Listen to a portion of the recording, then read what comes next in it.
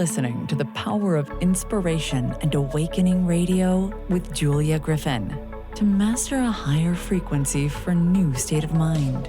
Once you walked in a forest of splendor in which everything you did and everything you thought was aligned. It is possible at this time to begin to return to the old knowledge. Intuitive healer and manifester Julia Griffin is here to talk about this unique time in history when all sentient beings, animals, plants, trees, and the earth are intent on creating this change. The wolves awakened her to the most incredible light, which opened gifts and brought knowledge that she longs to share. You are creators, and you are born to be creators of beauty, possibility, and joy. Join Julia on a journey into a beautiful and magical world where amazing possibilities exist. Let us help open the door. The Power of Inspiration and Awakening with Julia Griffin starts right now.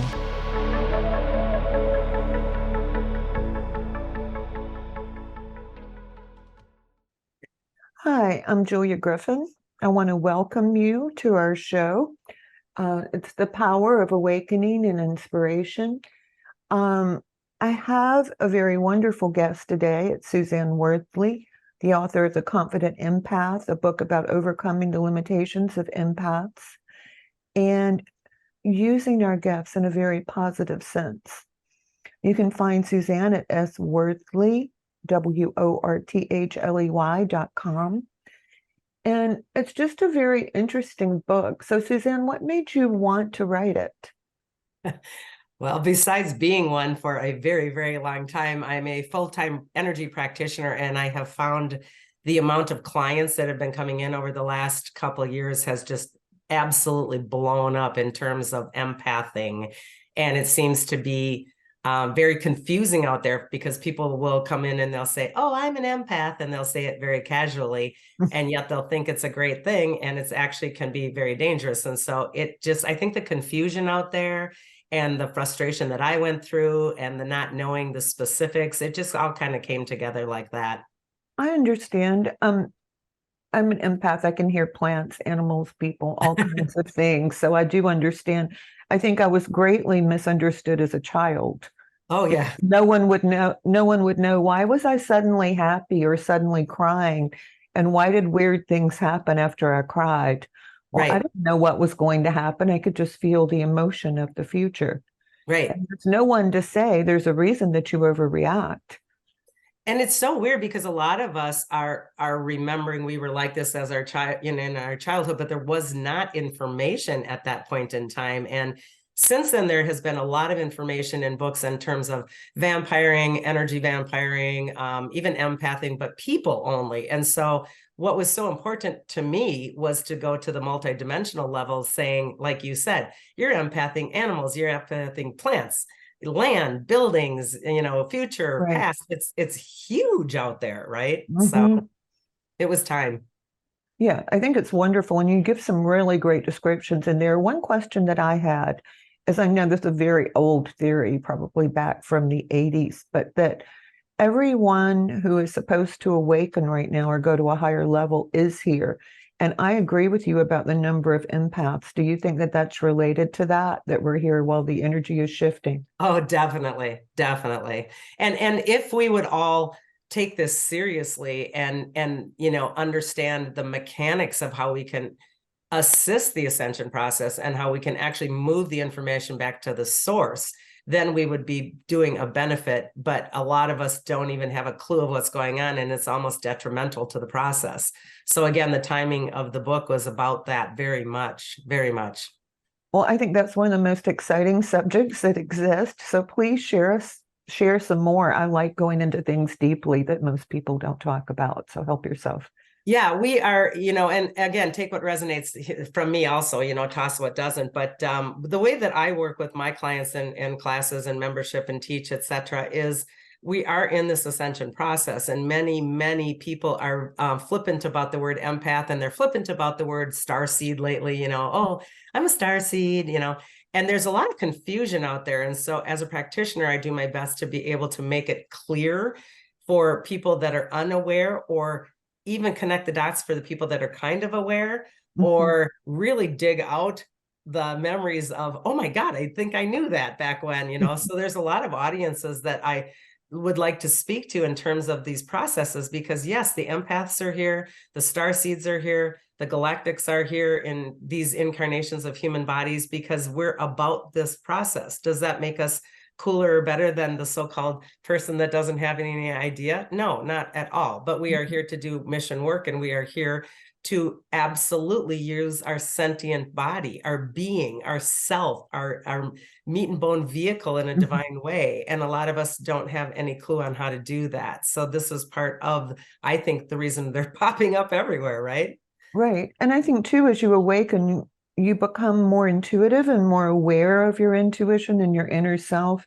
And then since you already have the inclination to be an empath, that accelerates as you go up. And the inclination to have it is awesome, as long as you are not overloaded and killing yourself with the old distorted belief systems. The thing is that we that have knowledge of other lives or other things or other ways bring this into this human incarnation, but this lovely amnesia that we all get to go through, lets everything go to the back burner until we reignite that, right? And if we don't reignite that over, above, and beyond the belief systems that we've been handed from our family, friends, and society, we're really struggling, because then the empath is really playing in some dangerous grounds of, I have to fix everybody, I have to do everything, I have to be the hero. And this is when it really goes awry, and we're actually doing a disservice to not only our own body, but the collective field. So or if I love someone enough, they will change. Oh my God, right? Yeah. That's my favorite one. Yeah. And it never works. And it never goes away, right? I mean, gradually, I mean, seriously, we know this stuff, we do it, I practice it, I preach it, and I can still fall in that trap just as easy as anybody else. But the skill set is there, and it goes, oh, I just triggered, I got a paradigm shift, I'm going to do this differently, I'm going to go to neutral. We have the skills, and that's hopefully what the book is offering, is some skills. And I think some of that is clicking into different parts of our psyche as opposed to operating with the parts that we've always done. Because all empaths think, for example, if you sit with something and love it long enough, it's just going to change. But sometimes it's changing who you think you are. Oh, for sure. Yeah. For sure. Yeah. And not to mention layers and layers and layers of it, right? I mean, if we don't have any intimacy with our own energy field, we don't have any idea how many layer cakes we're traversing at one time, especially now, right? I know, especially now. Yeah. Yeah. One day I'm the together person who can see all of her lifetimes and knows exactly what to do. And other days I'm like, oh my God, I'm back in the 5th grade. Yep. Yeah. I know. But don't you wish that the 5th grade would have taught us this stuff? I mean, goodness sakes, our world would be so much better if we were back to the days of the ancient mystery schools, because we're busy learning 50 nifty United States and capitals and things like that, whereas we're not learning that there's energy everywhere that's invisible, that's affecting everything. It's kind of silly to me that we don't know this stuff. And this is so funny, because I just realized why I brought the 5th grade up is I went to a private school in a very old mansion that had been built in late 1700s or early 1800s. And anytime I would get upset, things would bump or move around, and everybody would go like, oh, is that a ghost? What is it? Yep. Yep. And then, point you out, there goes the witch, or whatever they give the label of, you always get the label, there goes the weirdo, I know, because you perceive it, so you're the weird one, but fortunately things have turned around.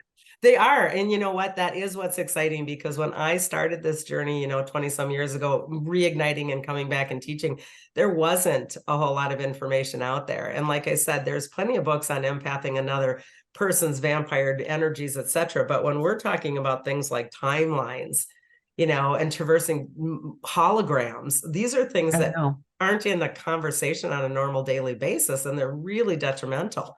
So I think it's time that we start expanding these conversations in these brains. So I appreciate your opportunity here. Well, I also think one thing that's left out is that if you can create and focus on a hologram, you can affect a change very quickly. Oh, yeah. And when you start to play in the quantum field, back when I started, there wasn't a whole lot of people teaching any of this. And I knew nothing. I mean, I knew everything when I was a kid, but then it all went away, and then it all came back.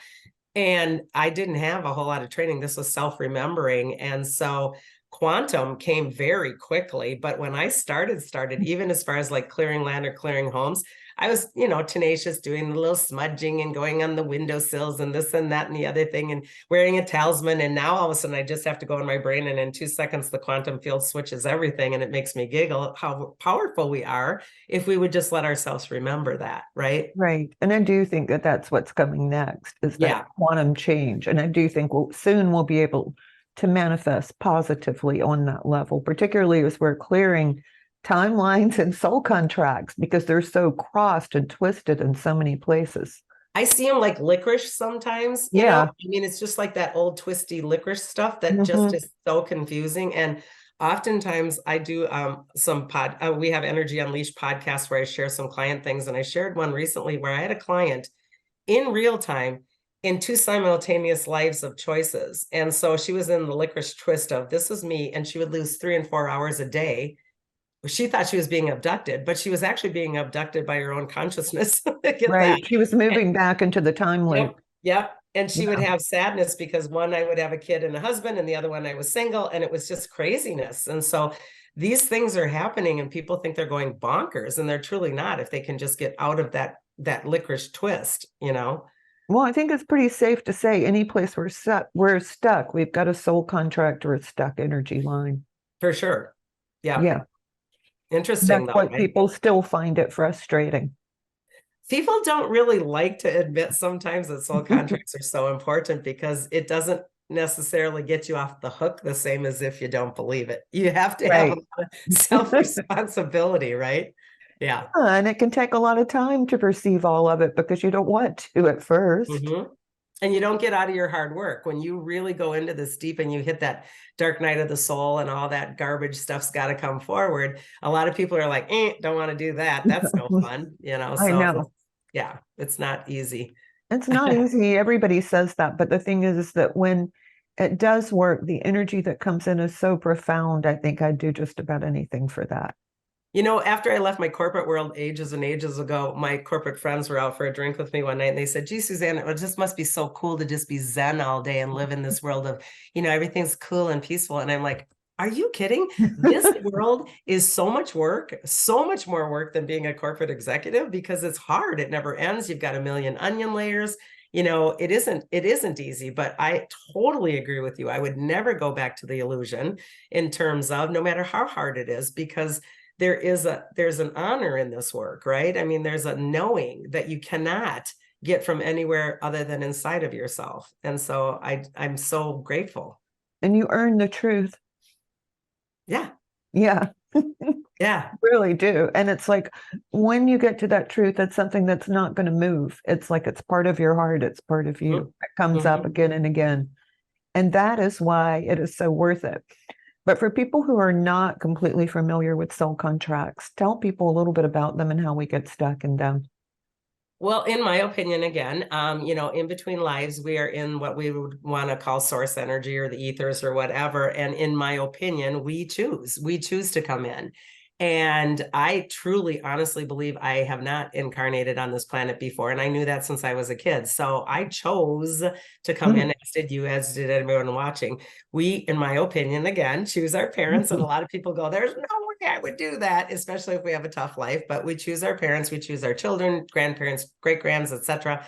There's no time in that realm. So we are connecting with anybody and everything that will be influential in terms of our soul growth, in terms of a co-contract. And oftentimes when I teach it with the visualization of like a boardroom, and you're in that executive seat, you're the CFO, COO, see everything. And it is your job to put forward the goals, the objectives, the terms of your side of the contract, what you are going in to accomplish as a being.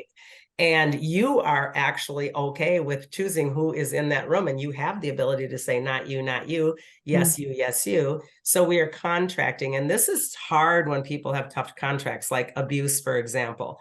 I need that person to play that role on the other side of the table to be the abuser if I am learning abuse. And people will say, there's no way I would come in to learn abuse. And I will argue that to the nth degree, because source energy doesn't see abuse as bad. It sees it as an experience, as does our soul. And it may be karmic and it may be a return, etc. So we draft these agreements, and there's consecutive boardrooms, if we want to look at it that way, going on at the same time, meaning I'm on the other side of the table for someone else's co-contract.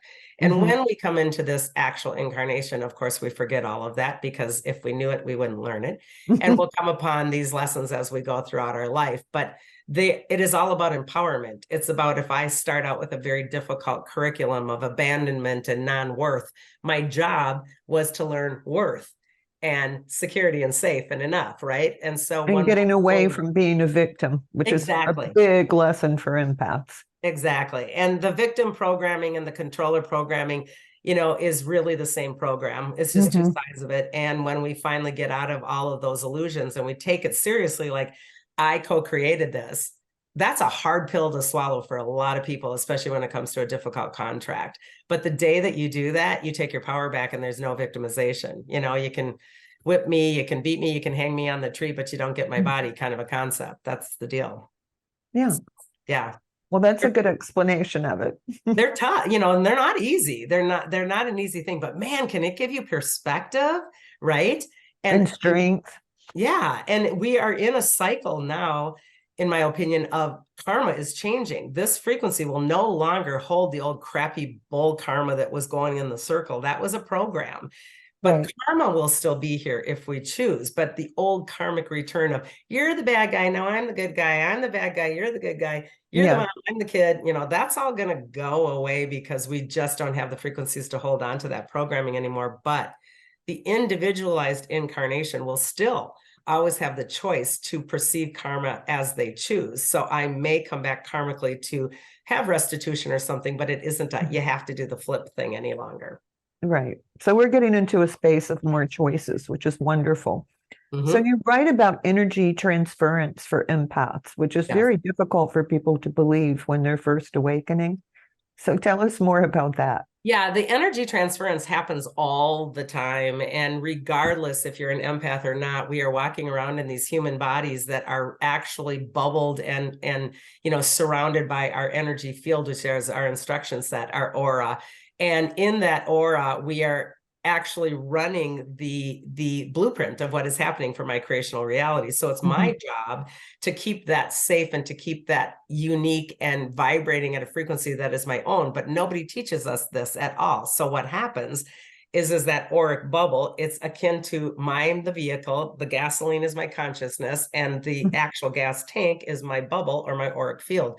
We don't know we have one, so we don't take care of it. So if I have a car, for example, and I fill it with gas and I have a really bad tank, I'm going to leave all that gas on the ground at the station. And by the time I hit the highway, my parts are diseasing and I'm chugging and dying in the car.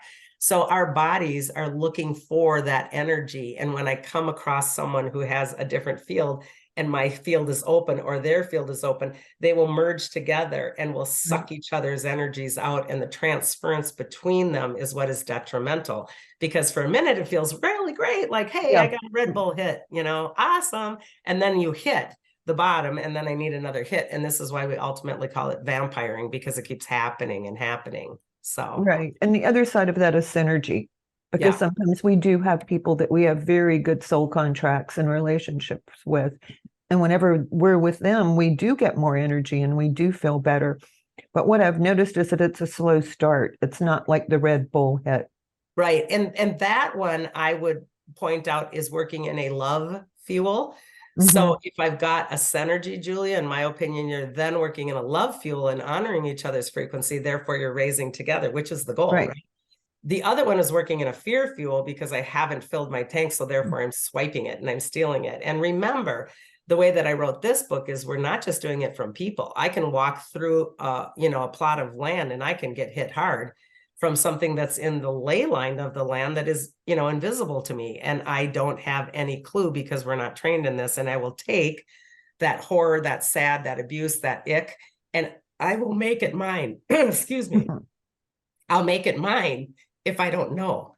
Right. She's talking about the energy that's uncomfortable to her, which is part of the reason her throat is closed. That was really weird. Yeah. Yeah. I've been having a lot of that lately. I've been saying some pretty heavy duty things on some interviews, and I keep getting all these weird things are happening because they don't want to all talk about this because this is power, We have the ability to be super strong, and that's not even acceptable either. I mean, I'm No. not going to pick up that kind of shutdown in terms of going through my day either. So we are getting interfered with AI frequencies Mhm. a lot, by the way, land frequencies, memory frequencies, you name it. And it'll come in and it'll strangle us in a lot of ways when we're doing these kinds of things, because we're getting information out that could empower people, right? Right. And change their lives. And it doesn't have to be scary. It just has to, take a sip of water. So, Well, it's not scary if enough people would step into their power and the love vibration, all the things everyone says that they want yep. be right here. Yep. That's why we're really being interfered with. I was doing a webcast the other night for my membership, my online membership, and we were talking about some really big stuff. And that bugger cut me out like that. And I've been doing it for years and it's never happened. Mhm. I tried 6 times to get into my own site again. Wouldn't let me, finally got back in, shut it off, froze me. And I'm like, okay. Uh-huh. It is what it is. And you just kind of got to chuckle. Let's just be honest and say, if you're putting out things that are true, there is interference, but you Yeah. can get through it. Yeah. Yeah. Yeah. But I wanted And them to again, know that was why you were coughing, and that's why earlier I had to have a sip of water. yeah, I noticed that This too. is where Yeah. we're going with that. Right. Yeah. And again, I think these great podcasts are out there and people like you are so valuable for others to understand. None of this has to be scary because, we've been trained and programmed that everything's scary, and it doesn't have to be. This is about taking your power back in a loving way and not having to steal it in a negative way just because I get to, right? I mean, this is Yeah, and I'm going to say something because I think I may have bothered people by talking about the haunted mansion in which I went to school. It was also very beautiful. If had I known what I know now, I could have cleared it really easily. Right. Yeah. But I mean, think about it. I do tons of haunted events and things also, and there's still souls, there's still wonderful beings, and some can be angry because they're confused, etc. That we all know that. But haunted is, to me, a world of privilege to be able to go into something that we have an opportunity to learn, right? Right. And a lot of those people are just in the astral world and ready to go up to the light anyway. And just need some clarity. Yeah. Right. Yeah, they need to understand. I know in the town I live in, there's a tornado that knocked out all the buildings, and some friends of mine rented one as an art gallery. And whenever we would have lunch, the styrofoam boxes would come open. And we thought about it and we said, I wonder if this is someone who died in the tornado. And it's like we all got the chills and our hair was standing up. And I told a friend of mine that, and she said, well, just tell him he's dead and it's time to go up to the light. And a few weeks later, they said, he's not there anymore. And it's that simple when you really take this seriously, right? Yeah. It really is. Yeah. And so those are exciting things to know. What are some things that you would tell people to avoid energy transference? I think you kind of have to come up with a system of your own, but just some basic things. Yeah, I think the very most important thing that I write about in discernment practices is, first and foremost, understand your auric bubble. And I talk a lot about that with a lot of information in the book. There's meditations for it. Appendix is full of information for it, but there's also a free little short meditation on my website people can download for free. It's about taking the seriousness around you of, this is my auric bubble, and I'm going to keep this taut, and I'm going to keep this safe. If I'm walking through anything or by anyone that is not of my highest and best good, I'm going to know it immediately because the resonance clashes. It's like a smash. And then immediately I can start to ask, oh, well, okay, what is that? Is that mine? And when we start to discern, is this mine or not? Then we're getting somewhere. No, that's not mine. That is mine. And we're starting to be able to empower ourselves to do something with it. Then we can go even deeper in a million different ways that I kind of like outline in terms of, I can go into body scanning. I can ask more questions. I can look for triggers inside of myself if it is mine. I mean, this is about going inward and understanding, but being really diligent. And it's not like we're on task with our eyeballs like this all day long. It's second nature. It just becomes second nature that my bubble showed me. I just walked through something that wasn't of my best. So yeah, because if you feel something is off, I always say, is this my energy? Is this someone else's energy? Is this mine? Is this some place that I have been? Right. Is this some kind of belief that I picked up with the crowd at the grocery store or something? It's exactly all the same. So is this mine is the question. You go back to your belief systems, is where's my trigger? What is inside of me? And then just really working it. And this is when we start to get into a world of all kinds of choices. now I can really do more work. I can clear this space. Like you said, you were in that. I was in a restaurant once and started coughing the second I sat down, looked at my sister. I said, there was a huge fire in this area. And she hands me the menu, and on the back is the history. The Hinckley fire went through, and I'm like, oh, for criminy, so while eating, Right. I just cleared the restaurant. I mean, it's pretty simple to do, right? Yeah. So, You get in the habit of it. yeah, yeah. And it's an honor to be able to do that kind of stuff because everybody else is hacking in the restaurant. Who knows what's happening to those people. And for those of you who are more intuitive, I'll give you a tip. If I'm standing in a line or I'm in a store and I look at a person and I start getting information, like, oh, gee, they watch TV all night, or they always have a terrible breakfast. I'm like, okay, disconnect. Yeah. Because that is not ethical in terms of how the healers and the energy people actually work, but it's a natural intuitive move. Yeah. That's great. Yeah, well, they're emanating that energy, Yep. and I don't want to be in it. I don't want to see that. I did an event once, and I was on break, and one of the attendees walked up to me, and she was kind of affronted, and she said, I don't even want to stand by you because you can know everything about me. And I looked at her very kindly and I said, oh, sweetie, what makes you think I want to know everything? I know. We don't walk through life scanning everything and everybody, but there is a secondary piece to the empath that's trained that says, I just have red flags, right? I have a flag. Yeah. So.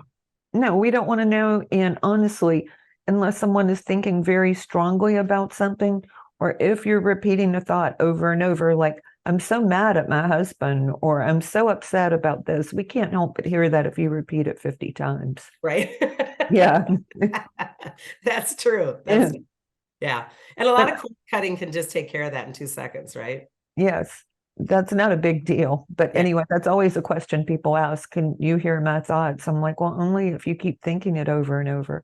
Right. And And you let me in. Yeah. Yeah. I mean, that particular person would be allowing the energy transference because their auric bubble is so frayed and open that they're just spewing that gasoline out. And that gasoline is looking for somewhere to land, and it's full of that information. And so you can't help but get a barrage, right? I know. You don't want to know it. We don't want to know it, but you can't help it. One of the things I was thinking about is I think you said that a lot of times when empaths come to you, they're overwhelmed. So they're the person that has the lists and then the lists and then the list for the lists and the and on and on. Right. And they are so busy doing for everybody else because they put everything and everyone else before them. And this all goes back to the belief systems of an empath. Most belief systems of the empath put everybody else first because then I'm going to prove that I'm wonderful. Right. And I'm the doer and I'm the one. And we absolutely exhaust our field because we're not holding ourselves primary in terms of that energy first, because God forbid, that's that selfish thing. And we can't be that, So yeah, they're literally emotionally, physically, mentally, and spiritually exhausted. And most of the time they're resentful, but they don't even necessarily admit that, right? Right. Well, they don't know how to disconnect. So they continue to get those feelings. And I would say for an empath, learning how to disconnect, whatever your internal method is really important. Oh my God, neutral is my best friend. Just go to neutral, just observe, just go to neutral. But man, I was so good at that. I was classic empath that everybody else came first because then I had to be wonderful and I had to prove I was wonderful outside of myself. And I would never let anybody help me because I could do it faster and better anyway. That's the mentality of that. And so it's hard. I keep that little Energizer bunny up on my shelf in my office, that little stuffed animal to remind me. That's what I was. It was just, and you were so scared that you're going to run out of battery and fall over because you were overdone. And yet you don't let anybody do it anyway, I know. And the ironic part about it for an empath is that when you do too much of that, you start to get information from everyone. The disconnection is not strong. Oh, yep. And it becomes diseased to disease. It really does. It really takes it up a notch, right? I mean, we can all have dis-ease throughout our life, but the minute we take that little dash out, then we're getting sick. And that's what happens to the overdone empath. Right. And that's a really important thing for people to know, especially when you're first awakening, because I know we all get to see love and light, and it's so amazing. But it doesn't mean that everything goes to that. It means part of you goes to your service and the other part goes into finding out who your inner self is and learning how you should live, I think. Sure. Yeah, for sure. Coming first, super important. Super. hard to do, easy to say, hard to do, but worth our time. So we are going to go to break. I'm Julia Griffin with onetrueself.com, onetrueself.com, and I've been talking with Suzanne Worthley, and that is, I think, sworthley.com. Yep. And so we're talking about the limitations of empaths, the gift of being an empath, how to deal with hypersensitivity, and what's going on in the world right now. We're going to go much more deeply into this and things you almost never hear on talk shows when we come back. So stay with us. We'll be right back.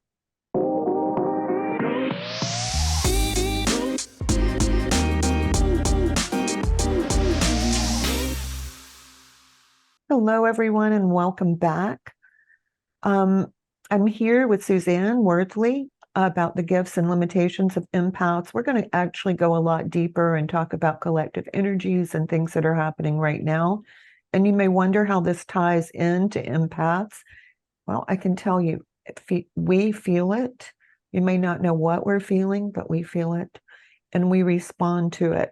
And when you are a well-advised empath who's aware of these things, it's much easier to have a life where you help yourself and you help other people and you grow into who you came here to be. So, Suzanne, thank you so much for being with us. It's been such an exciting conversation. Thanks for having me. It's great to talk about it. I want to ask one more question about just empaths in general, because this is something I experienced as well. When we step into our powers, we think everybody's going to go up with us, but it really doesn't happen that way. And some of the time it's the opposite. So please explain that to our listeners. Thanks for asking that one, because that's a doozer. In fact, I think most of the time it's the opposite. What happens, in my opinion, again, is that when we're raising our vibration, we will go to a friend or a partner or a child or a workmate or whatever, and those two frequencies are no longer on the same plane. So if I'm higher, and higher doesn't mean a value system of better, but it does mean that I've done more work in terms of releasing fear. So we do have to own our work. And so if I'm at a higher frequency of love and they're at a lower frequency, it will be a clash like two magnets. And oftentimes what will happen then, Julia, is we will have a rebound or a mirroring effect going on. And the person who is in my presence will start to go almost irritable or angry or frustrated because they're starting to realize that it's bouncing back on them, and yet they don't know what that is necessarily. Sometimes they do, sometimes they don't. So it's a clash of energy that's very, very real. And it starts to get almost a little competitive, is not really the right word, but it kind of is. It feels that way. Yep, that the energies are competing, and that, you think and this is the war that's going on really big right now in this whole world of metaphysics and spirituality. You're in 5D, you're in 3D, you're in 4D. And I think it's all kind of silly, to tell you the truth, because there's nothing about us that is fully in 5D right now. I mean, these are 26,000 year cycles that we're in for 12 years in. And I may be jumping into 5D more often because I do more work, but there's no way we have a judgment on where people are at with their frequency. It's just not acceptable to do that. And yet that's what we're finding in this world. Oh, my partner's in 3D. Oh, I'm so worried about my kid. He's in 3D. And it's getting silly, in my opinion, because we're never going to be in a full D for, I don't know how long, if ever, right? Because we're collective, like you said. And I mean, we might pop into it for a moment and have some miraculous change or instant manifestation, but I don't think we can stay in it until the earth is on a higher frequency. Oh God, no. And you're going to get that rug pulled out from under you the minute that the Schumann resonance changes, or a cosmic flare comes off, or somebody, starts telling us to be scared again on the newscast. I mean, it's just constant, right? So these are things that I think are really important for us to stop judging where other people are at, and try your best, and I don't use the word try very often because there's a but after that. Do your best to just honor where you're at too, because your road may be doing this at the same time. And when we think we're doing this, we're like, oh, I'm getting so spiritual. And then all of a sudden it goes, so. Yeah. Which, by the way, can I point something out there? Because it just makes me good. I teach my people that the trajectory here is important, but so is this, by the way. When we've all of a sudden lost, like, oh, I don't hear my guides anymore. Or, oh, all these fantastical things are not happening all of a sudden. it isn't that we lost anything. It's called integration. And nobody told me about integration. Nobody told me there was a flat line after these trajectories, right? And so these are integration periods where our psyche, our body, our cells, our memory, it all has to integrate and be one within itself. And so don't get scared of those times because you haven't really lost anything. It actually means you're getting somewhere. And it also means a period of faith. I mean, for example, if I'm meditating on light and my eyes are closed, everything becomes light. But there are periods of time when I can't see that light. Yep. And all that means to me is, okay, everything oscillates in this universe. That means that even when nothing seems to be happening, I still meditate for the same amount of time every day. And that's a great, great lesson for everyone to hear coming out of your mouth, because faith is such a big part of this. It's not a dogmatic religious faith. It's faith in one's own essence, right? It's that connection to true source energy. And it's very important to have faith in one's self and the fields. So yeah, that's a great, great thing to bring up. It may oscillate, but it's like the sun behind clouds. The clouds will go away and you'll see the sun at some point. For sure. Yeah. It's not leaving, it's staying with us. So one of the things I wanted to ask you about is collective empathing, because I think that is such a big deal right now. I have a lot of different ways that I look at collective empathing. I'm going to start with the dimensional, if I may, in terms of lots of people will gravitate towards a certain dimensional frequency, like earth, wind, water, fire, for example. I'm a huge air and fire, and I can feel things from the air. But water people, I want to bring forward.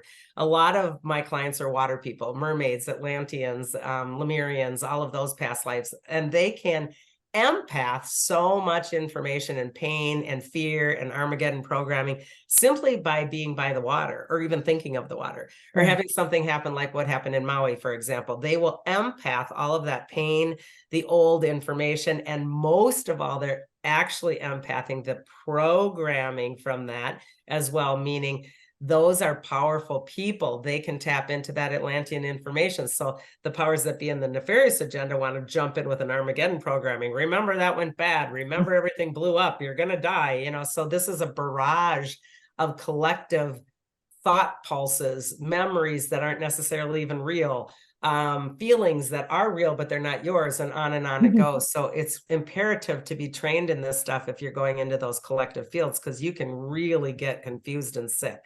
And let me give a quick example, because this one's easy for everyone to see. All summer, it would say that we're having a terrible heat wave, but it might be 80 one day instead of 95 when they said we were having the heat wave.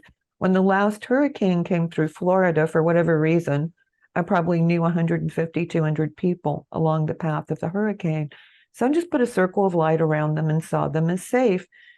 It didn't hit one single person. I think it hit Cedar Key and one other place, and they kept showing shots from that. So it was nothing like what they were saying it was for 48 hours.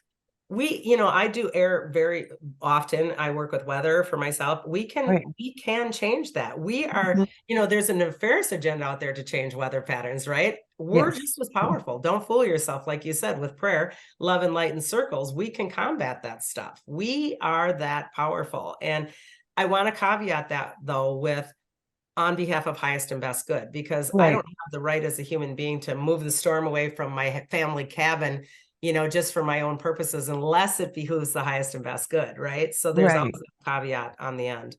And I do want to say, I pray about these things and I ask if I have permission to do it before I do it. It's just like, someone will say, can you clear my spouse through me? And I'll say, I don't know, I have to ask. And sometimes they'll get permission, and sometimes it's like hitting a wall. They don't want me to look at them, so I don't. And I think you bring it up several times, which I really honor in you, the integrity. That's so critical for a practitioner. It is so critical to put that integrity line in there.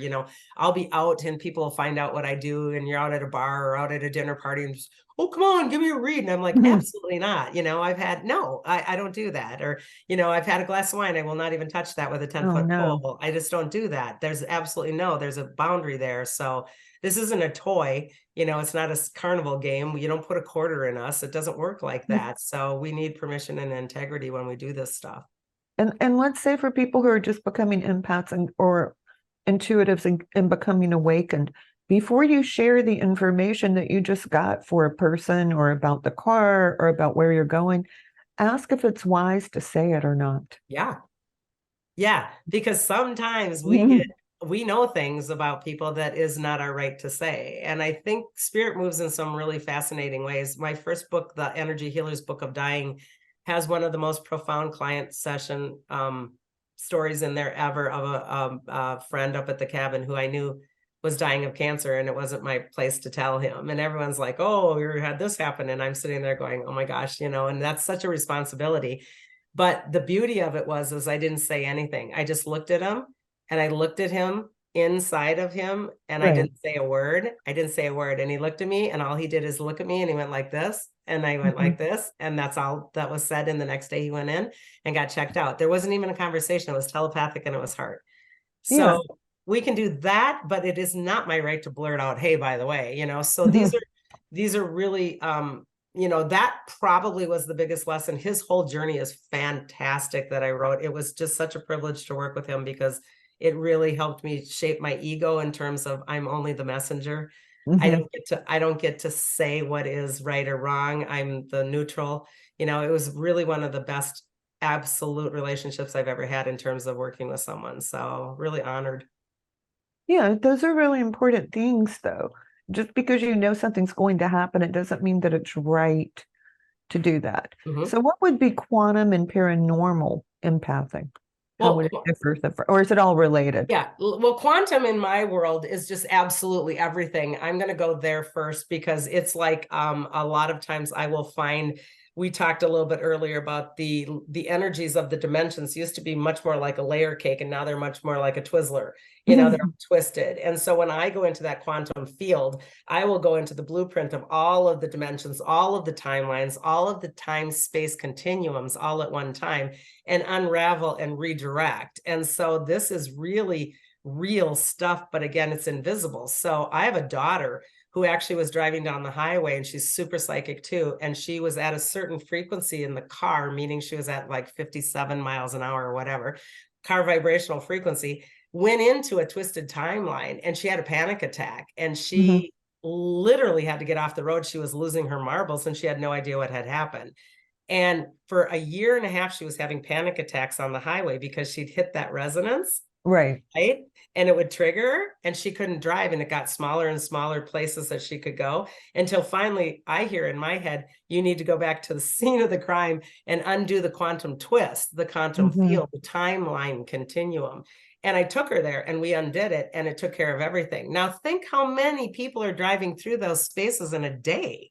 Right? I know. Or how many times you look up and you're like, where am I? Nothing looks familiar. And then you're back and it all looks familiar again. And it's seconds, and yet it's hours. Yeah. And you're so confused. And we're getting more and more and more of this drop-in stuff.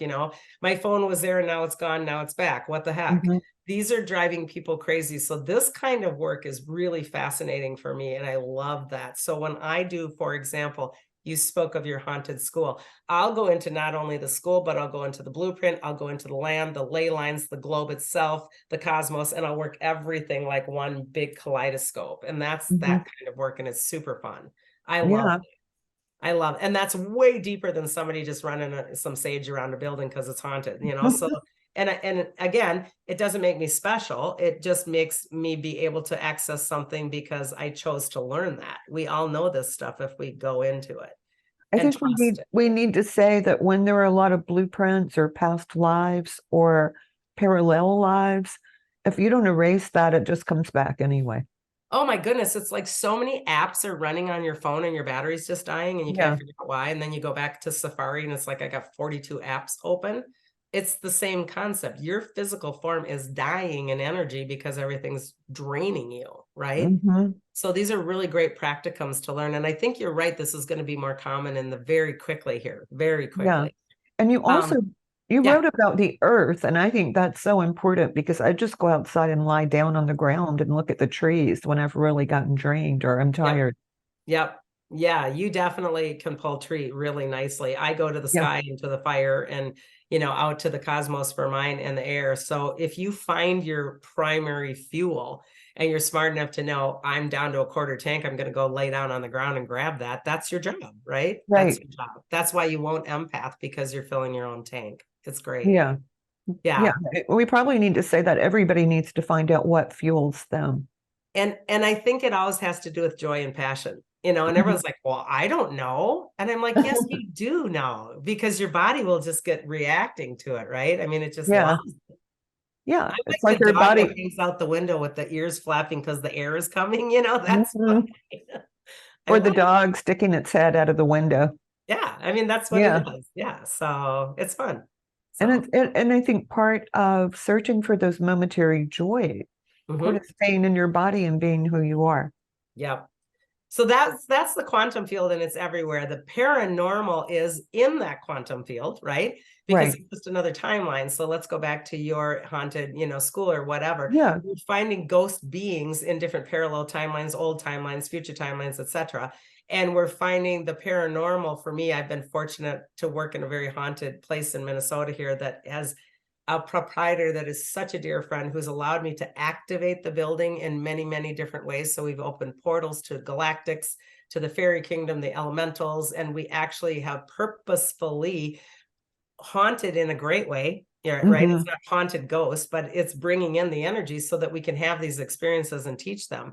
But the ghost experience is really something we can learn from also. And ghosts are different than spirits. Some are crossed and some aren't. And so these are really great training grounds for us to understand. And those hauntings, if there are sad and scary things, can affect our bodies. There's a great story in The Confident Empath about the Deadwood brothel that, think about that. If you hadn't cleared the horror of that and you put in a chiropractor office or an insurance company, everybody's going to be sick and we don't know why. Right. And there are definitely places that make people sick, and there are definitely places that make people well. Yeah. And it's our job as the light workers that are coming to this planet to activate those places if we have that gift. That's our job, in my opinion. Right. So how did you happen to go to Deadwood? Did you just decide to do it? Actually, the funny part is I was on my way to Colorado with another friend of mine, and my paranormal team that I used to work with was in Deadwood. And it just happened to work out. I'd never been there before. It wasn't my favorite spot. It's pretty dense. It's pretty, I bet. But that whole thing about being in the brothel and doing the actual investigation was really divinely aligned, because I wasn't planning on going. And to be able to meet that woman in person and clear her, her tragedy from eons ago was just so beautiful. It was such a great, great trip. So yeah, it's an amazing story. I know, I read it. Yeah, I've never had such visceral, palpable, like I could feel the wallpaper, the flocked wallpaper, and there wasn't any, I mean, it was. Oh yeah, I've had some things like that. Yeah, I know what you're saying. I mean, the places that I went to clear the energy, even though I've never been there, are just as real as my hands right now. Yep.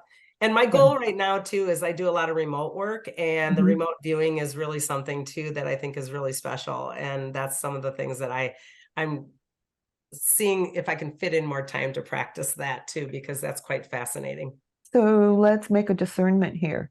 People who are very spiritually based, if we do remote viewing, we're doing it with our souls. Yes. Our souls travel there. The light takes us. It's not like the remote viewing that you see that you can take a course and you can see things. That's more like astral travel. Yeah. I can do that too, but it's all gray and black and white and boring. And what I see through my soul is like, even whether it's good or whether it's bad, it's like being an incredible movie. Yeah.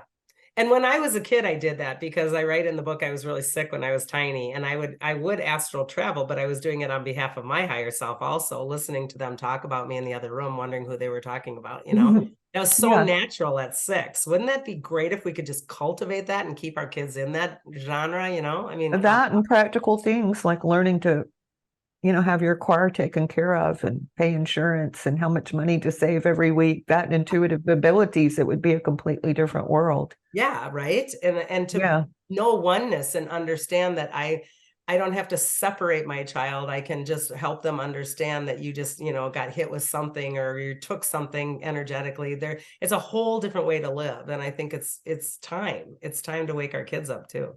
Because the generation now that is young, they're so special. I mean, they watch the news, they know all the bad things that happen, but they absolutely have faith that it's going to change, which I think is so remarkable. Do you know what I think is funny about the generation? I've noticed they don't care about the aliens hardly at all because they already know they don't care. I mean, they just don't care. And I think it's a riot because I always knew they were there, so I didn't care either. I mean, I'm not out there searching in the sky for everything because it's like, whatever, you know, and that's kind of been really astounding to me to notice that about the younger generation. They're like, I don't care. I know. And they have some kind of joy within them, and that's what's important to them. And that's interesting to me. And one of the things that I've loved having parents still alive, being 89 and 90, is to watch the generations change with a father who had a belief system of a work ethic, and then children, grandchildren having a completely different work ethic, and that perception of, well, you got to work harder, and them saying, well, you really don't. And it's just been lovely to watch that transmutation go on between, you know, that understanding. That's something that's going to change. We're not going to work as hard in the future, I believe. For sure. For sure. Yeah. I crave the days of the mystery schools to come back, you know. I mean, stick me in Harry Potter's castle for a month, I'll be happy as you know. Well, it's already becoming that way anyway, with all the vampires and witches and warlocks. All the things that you see in different worlds. I mean, if you're doing this work daily, it's almost like being in a movie, or some days it is. Oftentimes it is. Yeah, for sure. Yeah. And I think what's really been fun for me is the remembrance of going you know, higher and higher and deeper back to source, and remembering source. And I'm really into the holographic structure and the creational reality structure. And the more work I do, that's my work for myself. I don't necessarily do that on clients, but for me to go back and see the essence, my true essence, not even my soul, just essence, essence itself is so fascinating. And I love that, because when you get to that place, oh my God, Julia, then you're not scared of anything, because even evil doesn't scare you because you know you're part of it, and it doesn't have to be scary. You know, I mean, it's just a piece, you know. I think one thing, and I don't know why this is coming to me, but I'll trust it. I know when I had a near-death experience, I thought, wow, I'm totally myself. I'm just not in the body down there, but it's like I have an atomic number. I'm not going to go anywhere. I'm just going to be myself wherever I am, whether it's up, whether it's on earth, wherever it is. And that's part of what we all are. That's not going to go away. And I think it gets to the one, you hit that omnipresent and the and we don't all get to hit that. But again, I'm not special. I just work really hard at it because I choose to. And somebody else doesn't have to do it at all. And that's okay. But if you really are sitting here listening to something like this going, why can't I do that? Well, then you got to do the work, right? That's it. And it's at least an hour a day, many times, much, much more.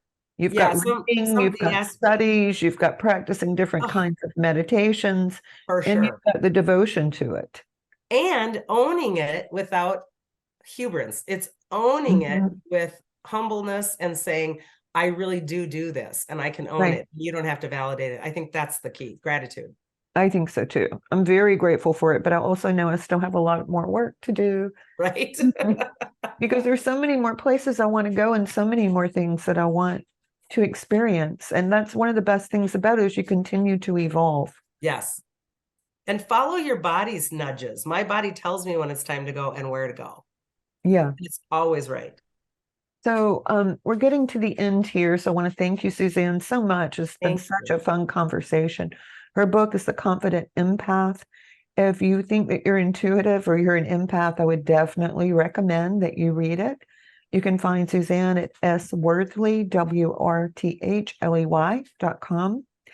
And you can sign up for my weekly newsletter on my website, onetrueself.com, onetrueself.com. Receive tips and find out about things that are going on.